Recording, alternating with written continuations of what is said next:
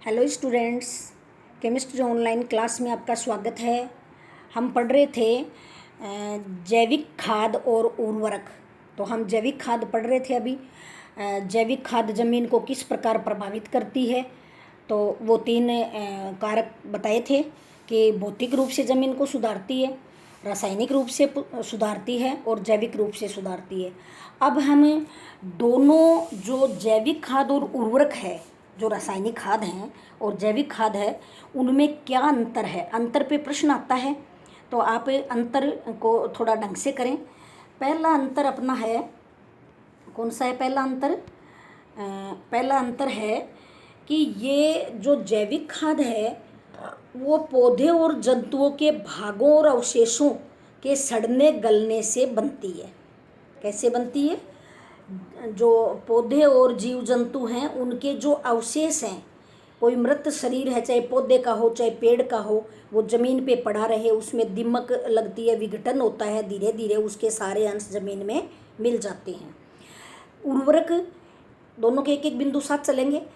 ये अनेक रासायनिक क्रियाओं के द्वारा तत्वों और खनिज पदार्थों से कारखानों में बनाए जाते हैं। यानी ये आर्टिफिशियल है, ये स्वयं बनती है, ये तो स्वयं बनती है और इसको मानव द्वारा निर्मित किया जाता है, कहाँ? कारखानों में। दूसरा है जैविक खाद है, वो पौधे के सभी आवश्यक तत्व उसमें उपस्थित रहते हैं, सभी आवश्यक तत्व उसमें उपस्थित रहते हैं, परंतु पोषक तत्वों की मात्रा सघन नहीं होती है, उसमें घनी नहीं होती है। पोषक तत्व कम होते हैं लेकिन सारे होते हैं, तो वो ज़्यादा मात्रा में डालनी पड़ती है। पोषक तत्वों की मात्रा इनमें रासायनिक उर्वरकों में सघन तो होती है और कम ही डालने पड़ते हैं, परंतु इनमें एक या दो आवश्यक पोषक तत्व वो ज़्यादा मिलते हैं, बाकी के कम हैं। परंतु इनमें एक या दो आवश्यक पोषक तत्व ही मिलते हैं, बाकी के कम है, उसमें सब पाए जाते हैं। तीसरा है पौधों को पोषक तत्वों की प्राप्तता धीरे धीरे होती है, एक साथ नहीं मिलती है, धीरे धीरे। जैसे पौधे को जरूरत है वैसे वैसे पौधा खुद शोषित करता रहेगा आयनों के रूप में। इनका प्रभाव 1 से 3 साल या 2 साल तक बना रहता है, जबकि रासायनिक खाद हमने डाली है वो अपना प्रभाव तुरंत दिखाते हैं। अगर हमें नॉलेज नहीं था, ज्ञान नहीं था, हमने कम डाल दी तो प्राप्त नहीं हुआ पोषक तत्व, और ज़्यादा डाल दी तो नुकसान भी हो जाएगा फसल को। इसलिए पोषक तत्व पौधों को लगभग 1 सप्ताह में ही प्राप्त होने लग जाते हैं और इनका जो अवशेष प्रभाव है वो मृदा में अधिक समय तक नहीं रह पाता है। इस साल हमने जो रासायनिक खाद खर्चा करके पैसे लेकर डाली है वो इसी फसल में काम करेगा, फिर काम नहीं करेगी। तो अपना बाकी पैसा ऐसे ही खराब गया, एक फसल ही ले पाए। जबकि हमने गोबर की खाद अगर खरीद कर डाली है तो वो 3 साल तक धीरे धीरे फसल को क्या देगा? लाभ देगा। अगले बिंदु हैं, चौथा बिंदु अपना है कि इन खादों को फसल की बुआई से काफ़ी पहले, यानी जैसे बारिश होने से भी पहले ही, आपने देखा भी होगा गाँव में कि गर्मियों की छुट्टियों में बच्चों की छुट्टियां होती हैं तो घर वाले उनको ये ऐसा काम करवाते हैं। तो गर्मियों की छुट्टियों में या बुआई से बहुत पहले ही, बारिश से पहले ही इसका उपयोग करना पड़ता है, खेतों में इसको बिखेरनी पड़ती है, क्योंकि इनके प्रयोग करने के समय काफ़ी समय के पश्चात जब ये बारिश से सड़ गल जाएगी तब ये पौधों को पोषक तत्व देंगी। ठीक है, जबकि सभी तत्व विलय अवस्था में तथा शीघ्र पौधों को उपलब्ध हो जाएंगे, अतः इनका प्रयोग फसल की बुआई के समय, या तो हम बो रहे हैं फसल उस समय करेंगे, पहले खाद बोएंगे रासायनिक, फिर बीज बोएंगे, या फिर खड़ी फसल में पानी दे रहे हैं अपन, उस समय रासायनिक खाद का छिड़काव करेंगे। जैसे आपने बाजरे की फसल में यूरिया का छिड़काव करते हुए देखा होगा, तो वही ऐसा ही प्रयोग है रासायनिक खाद का ही। फिर पांचवा है, इनमें मृदा जल धारण क्षमता बढ़ती है, मृदा की जल धारण क्षमता बढ़ती है। ये अभी पढ़ा था, जल धारण क्षमता बढ़ जाएगी तो वायु की विनिमय की भी बढ़ जाएगी। इनके प्रयोग से जल धारण क्षमता नहीं बढ़ती है।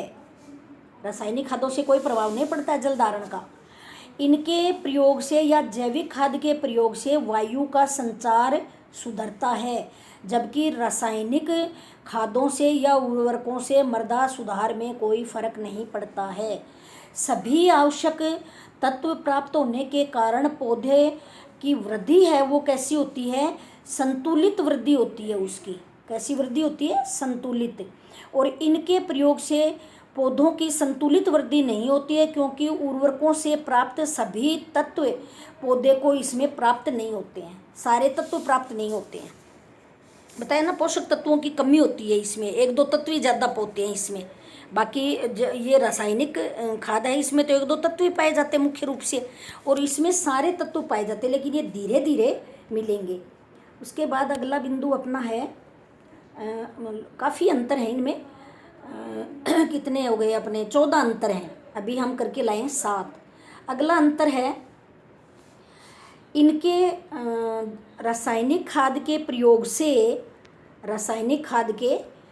से कार्बन नाइट्रोजन अनुपात मृदा में संतुलित रहता है। C और N का अनुपात है वो संतुलित रहता है, जबकि उर्वरकों से ये अनुपात संतुलित नहीं रहता है। उर्वरकों से ये संतुलित नहीं रहता है। उसके बाद में है मृदा ताप पर अच्छा प्रभाव पड़ता है। मृदा ताप पे क्या पड़ता है, अच्छा प्रभाव पड़ता है। और यहाँ मृदा ताप पे प्रभाव नहीं पड़ता है। मिट्टी का टेम्परेचर कम होगा या ज़्यादा, ये उन उर्वरकों पे निर्भर करता है। इनके प्रयोग से मृदा में कार्बनिक पदार्थ की मात्रा बढ़ जाती है। इनके प्रयोग से, इनके का मतलब है रासायनिक खाद से, तो रासायनिक उर्वरकों से क्या हो जाता है, रासायनिक उर्वरकों से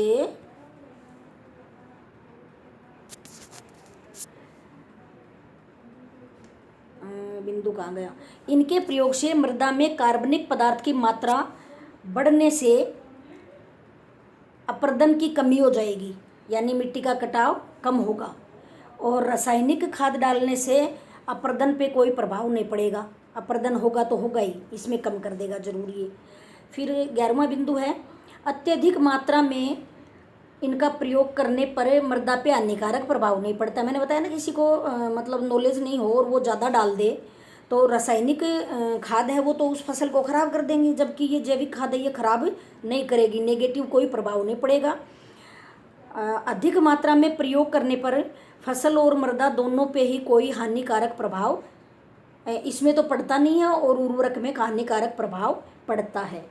फिर है, खादों के प्रयोग से मृदा में उपस्थित अविलेय तत्व विलेय हो जाते हैं, क्योंकि कार्बनिक पदार्थों के सड़ने से कार्बनिक अम्ल बन जाते हैं, जबकि इसमें ऐसी क्रिया नहीं होती है जिस रूप में हम लाए हैं। थोड़ा बहुत कोई अल्प विलेय होती हैं खाद, कोई विलेय होती हैं, तो आयनों में कुछ भाग टूट जाता है, कुछ नहीं टूटता है, यानी पूर्ण रूप से आयनन नहीं होता है। फिर है, इनके प्रयोग से फसलों की जल मांग घटती है, मतलब प्यास कम लगती है फसल को, तो पानी भी कम देना पड़ता है, जबकि उर्वरक डालने से जल की मांग फसल में बढ़ जाती है, तो पानी की पूर्ति भी नहीं कर पाएगा किसान। इन खाद को डालने से पानी की पूर्ति कम होती है, और इससे कई दिनों तक बिना पानी पिए भी फसल जिंदा रह सकती है।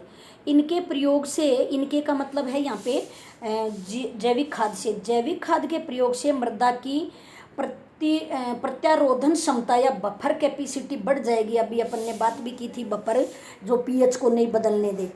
और उर्वरकों के प्रयोग से बफर क्षमता पे कोई प्रभाव नहीं पड़ता है। अगर कोई मिट्टी क्षारीय हो गई है तो वो क्षारीय ही रहेगी और फसल का नुकसान करेगी तो करेगी, जबकि इससे वो उसको पीएच को बढ़ने नहीं देता है, या अम्लीय को ज़्यादा अम्लीय नहीं होने देता है, या क्षारीय मृदा है तो ज़्यादा क्षारीय नहीं होने देता है, एक उसके पीएच को बनाए रखती है। ये जैविक खाद है ये। अब अगला बिंदु है गोबर की खाद। क्या है ये, अपन ने सारी पढ़ी है। जैविक में कई आए हैं, तिल की है, ये रक्त को सुखाकर है, मछलियों की है, या अपनी उसकी ये पढ़ा था ना अपन ने अभी, पेड़ पौधों के गलने सड़ने से है, और गोबर से है। तो अभी हम पहली पढ़ रहे हैं गोबर की खाद, इसको कहेंगे फार्म यार्ड मैन्यूअर्स। गोबर की खाद का प्रयोग हमारे देश में बहुत प्राचीन काल से ही हो रहा है। गोबर की खाद का प्रयोग हमारे देश में बहुत प्राचीन समय से ही हो रहा है। सॉरी, ये यहाँ लग गया निशान, हमें लगाना है इधर इस पे। तो प्राचीन काल से ही होता आ रहा है। गोबर की खाद से तात्पर्य ऐसी खाद से है जिसमें हम जो घरेलू पशु घर में रखते हैं, गाय भैंस, बैल बकरी, ऊँट, इनके ठोस तथा द्रव, यानी ठोस और द्रव, द्रव का मतलब मलमूत्र से युक्त बिछावन। बिछावन क्या है? पुआल, भूसा, चारा, पेड़ पौधों की पत्तियाँ आदि सारी चीज़ें एक गड्ढे में डाल करके और उस पर मिट्टी थपा करके, ऊपर से मिट्टी से ढक करके हम गड्ढों में इसको सड़ा लेंगे। और जब ये पूरी काली हो जाती है, कम से कम 5-6 महीने ज़मीन के अंदर पड़ी रहती है, तब इनमें किण्वन की क्रिया हो जाती है, फर्मेंटेशन हो जाता है। और बहुत गर्म, अब कई बार खुदाई करके देखते भी हैं डालते समय, तो इतनी गरम गरम निकलती है वो किण्वन की क्रिया से, उसमें ऊष्मा जो कंज्यूम होती है उसके कारण वो गर्म हो जाती है और बिल्कुल काली होती है और फसल के लिए उपजाऊ होती है। तो उसको हम कहेंगे गोबर की खाद। इस गोबर की खाद में क्या क्या पाया जाता है, घटक क्या क्या हैं? पहला है, गोबर की खाद में मुख्यतः 3 तरह के घटक होंगे। एक तो है, देखो कई लोग क्या करते हैं, पशुओं का जो रहने का स्थान है उसमें बिछावन करते हैं। वो क्या करते हैं? बिछावन, यानी सूखा घास फूस ऐसे डाल के रखते हैं ताकि उनके पशुओं पे सीधा मिट्टी के जीवाणु वगैरह ज़्यादा काम नहीं करें, हानि नहीं पहुंचाएं, या छोटे उनके पशु हैं तो मिट्टी नहीं खाएं बच्चे वगैरह, और या फिर बैठने में उनको थोड़ा सुविधा हो कि गीले में नहीं बैठना पड़े, तो ऐसे सूखा डाल देते हैं वो लोग, उसको कहते हैं बिछावन। तो पहला है गोबर। पशुओं के मल या गोबर के ठोस पदार्थ में कई अघुलनशील व बिना पचे हुए पदार्थ आ जाते हैं, जो घुलते नहीं हैं, शरीर में पचते नहीं हैं, वो भी कई बार बाहर आ जाते हैं। इसके अतिरिक्त 0.3 से 0.7% उसमें नाइट्रोजन पाई जाती है गोबर में, और 0.1 से 0.5 तक फास्फोरस पाया जाता है, 0.3 से 0.5 तक पोटेशियम। तो अपनी नाइट्रोजन, फास्फोरस और पोटेशियम, कुछ गौण या सूक्ष्म मात्रिक पोषक तत्व भी पाए जाते हैं। ये तो पाए जाते हैं गोबर में। दूसरा है मूत्र में। मूत्र में भी मुख्य अवयव तो है उसका यूरिया। यूरिया किसको कहेंगे? NH2CO NH2 NH2CO NH2, ये यूरिया है। तो यूरिया पाई जाएगी, ये 2% होगी यूरिया। इसके अलावा मूत्र में अनेक रासायनिक पदार्थ घुलनशील अवस्था में भी पाए जाते हैं। ये तो अघुलनशील में तो ये बताए हैं आपको ऊपर वाले, और इसके घुलनशील में हैं। तो पहला तो बता दिया इसने कि यूरिया पाई जाएगी, और यूरिया में भी कुछ हैं वो घुलनशील अवस्था में पाए जाएंगे। तो उनमें से है नाइट्रोजन। नाइट्रोजन कितनी? 0.4 से 1.35, फास्फोरस 0.05 से 0.1, 0.05 से 0.1, और पोटेशियम 0.5 से 2, पोटेशियम 0.5 से 2। फिर तीसरा है बिछावन।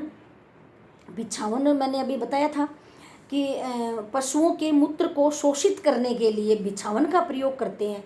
बिछावन में पौधे के लिए आवश्यक पोषक तत्व पाए जाते हैं क्योंकि वो पूरी फसल का ही भाग है।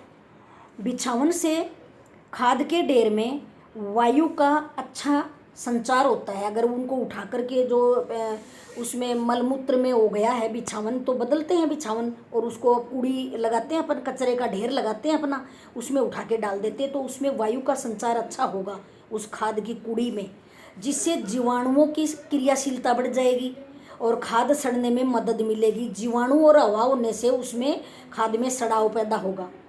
अब है गोबर की खाद में पोषक तत्व कौन कौन से पाए जाते हैं। क्या पाए जाते हैं? पोषक तत्व। तो गोबर की खाद में पाए जाने वाले पोषक तत्व हैं नाइट्रोजन। क्या क्या है? नाइट्रोजन और फास्फोरस। नाइट्रोजन अभी दिखा रही हूँ आपको मैं।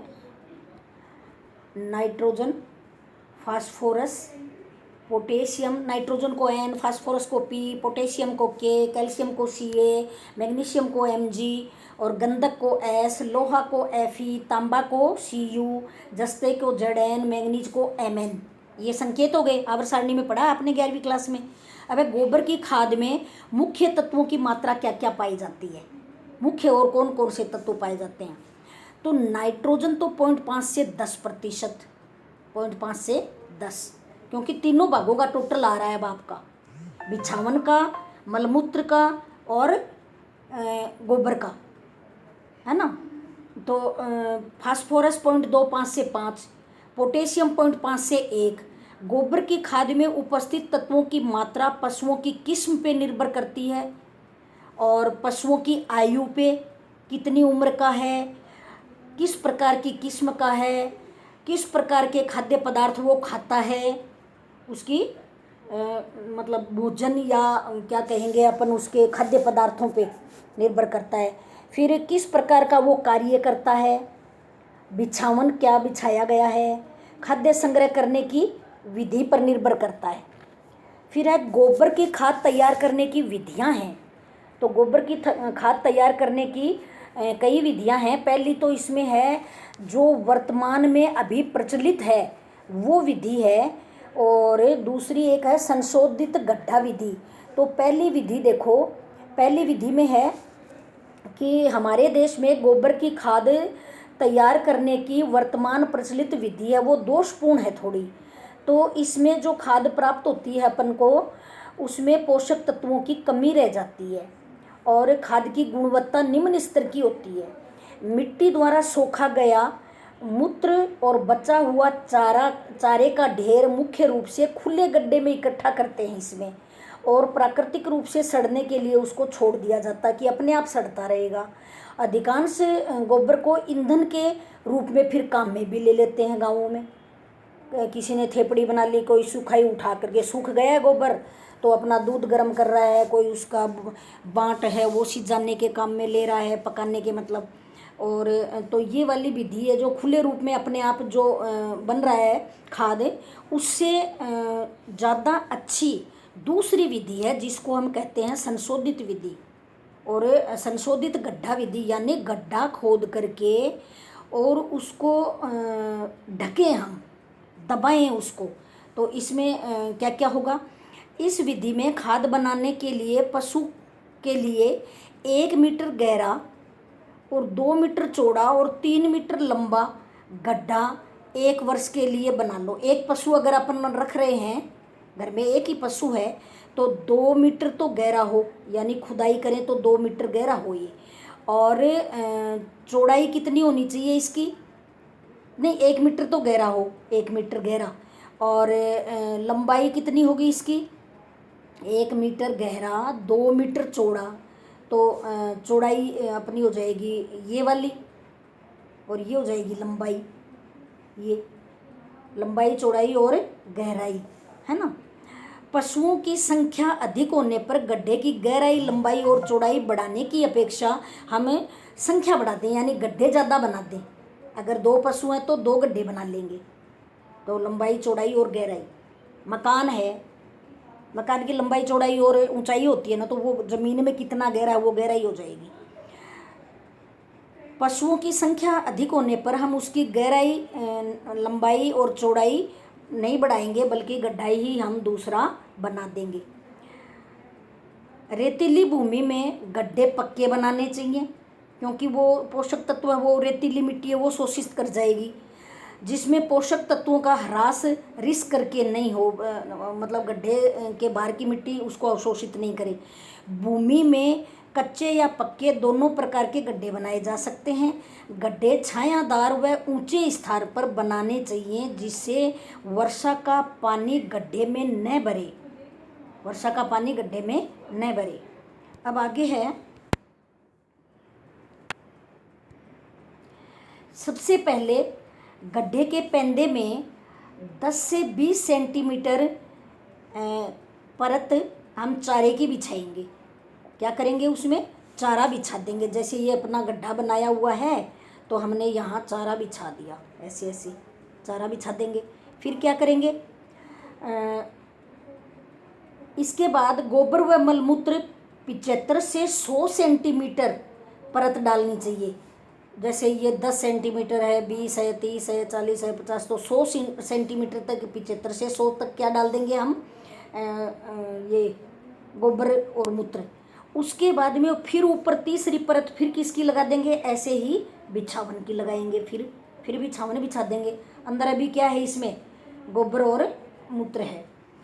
फिर इसके बाद ढेर को समतल कर देंगे ऊपर से, और 10 सेंटीमीटर तक, या जैसे ये इतना और बचा हुआ है अभी, तो 10 सेंटीमीटर तक यहाँ तक हम क्या चढ़ा देंगे, इसमें मिट्टी चढ़ा देंगे। और गड्ढे में खाद्य है वो 5-6 महीने तक सड़ती रहेगी बंद होकर के इसमें।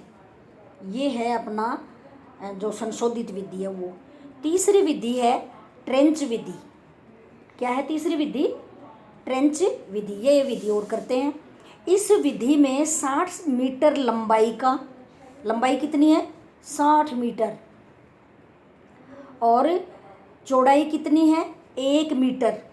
चौड़ाई बिल्कुल कम, लंबा ज़्यादा ले लिया, चौड़ा कम ले लिया। और 1 मीटर गहराई की ट्रेंच या खाई सी तैयार करते हैं। ट्रेंच कहते हैं खाई को। तो खाई सकरी होगी, आपने कई बार तारों की पाइपलाइन डालते हुए देखी है कि इतनी पतली वाली जो कस्सी होती है, फावड़ा होता है, उससे खुदाई होती है उसकी। इस विधि में ट्रेंच की लंबाई व चौड़ाई बढ़ाई भी जा सकती है, लेकिन गहराई नहीं बढ़ाते हैं ज़्यादा। इस विधि में बिछावन, मलमूत्र आदि को गड्ढे में आधे भाग में भरते हैं। उसमें तो कुछ हिसाब की परत लगा रहे थे, यहाँ आधा भरेंगे। जब गड्ढे का आधा भाग भरते भरते भूतल से आधा मीटर ऊंचा हो जाता है तो उसे गोलाकार या डोम आकार का रूप देकर गोबर और मिट्टी के मिश्रण से फिर लीप देते हैं। उसको, उस बिछावन को लीपेंगे। आधा भाग भर जाने के बाद गड्ढे के दूसरे भाग को भरकर इसी प्रकार लेप करते हैं। आधा भाग ही भरेंगे पहले उसका, जैसे इतना लंबा था तो आधा भाग भर देंगे अपन। जैसे ऐसे खूब सारा लंबा था मान लो, और बहुत पतला है खाई नुमा, तो आधे भाग को ही भरेंगे पहले अपन, है ना, और आधे को बाद में भरेंगे। इस विधि की विशेषता ये है कि जब 3 माह में दूसरा ढेर बनता है तब तक पहले वाले ढेर की खाद सड़ कर प्रयोग में ली जा सकती है। इस प्रकार एक ही गड्ढे में पूरे वर्ष सड़ी हुई खाद खेत में देने के लिए मिलती रहेगी। जब ये पूरा पक जाएगा तब हम इसको तो खाली करते रहेंगे और इधर वाले भाग में भरते रहेंगे। जब ये खाली हो जाएगा तो इसमें भरते रहेंगे। इस तरह एक ही गड्ढे से पूरे वर्ष सड़ी हुई खाद खेत में देने के लिए प्राप्त होती रहेगी। इस प्रकार तैयार की गई खाद में नाइट्रोजन की मात्रा सबसे ज़्यादा होती है। किसकी मात्रा सबसे ज़्यादा है, नाइट्रोजन की। अब सड़ी हुई गोबर की खाद की पहचान क्या होगी। सड़ी हुई गोबर की खाद का कोई भी घटक अलग से दिखाई नहीं देता है। खाद में किसी भी प्रकार की दुर्गंध नहीं आती है, बदबू नहीं आती है, और खाद्य भुरभुरी और उसका रंग हल्का भूरा होता है। अब केवल गोबर के खाद का प्रयोग कैसे करेंगे, डालेंगे कैसे खेत में गोबर की खाद। साधारणतया सभी फसलों में 10 से 15 टन प्रति हेक्टेयर व सब्जियों में 20 से 25, फसल में तो कम और सब्जी में ज़्यादा मात्रा। फसल में तो 15 से 20 टन और सब्जी में 20 से 25 प्रति हेक्टेयर गोबर की खाद की मात्रा प्रयोग में लेते हैं। बुआई के 3-4 सप्ताह पहले ही सड़ी हुई गोबर की खाद को प्रयोग में लेते हैं। खेत में खाद को समान रूप से बिखेर करके हल से जुताई करते हैं और उसको मिट्टी में मिला देते हैं। जुताई से वो मिट्टी में मिल जाती है। खेत में खाद डालने के बाद ज़्यादा समय तक उसको खुले में नहीं छोड़ेंगे, अन्यथा उसकी नाइट्रोजन है उसका ह्रास हो जाएगा। तो उस पर हम क्या करते हैं, ज़मीन पे पट्टा फेर देते हैं, दबा देते हैं, उसको पट्टा फेरते हैं। अब अगली खाद पढ़ेंगे कंपोस्ट, और अगले ही वीडियो में पढ़ेंगे वो हम। कब पढ़ेंगे? अगले वीडियो में। Thank you.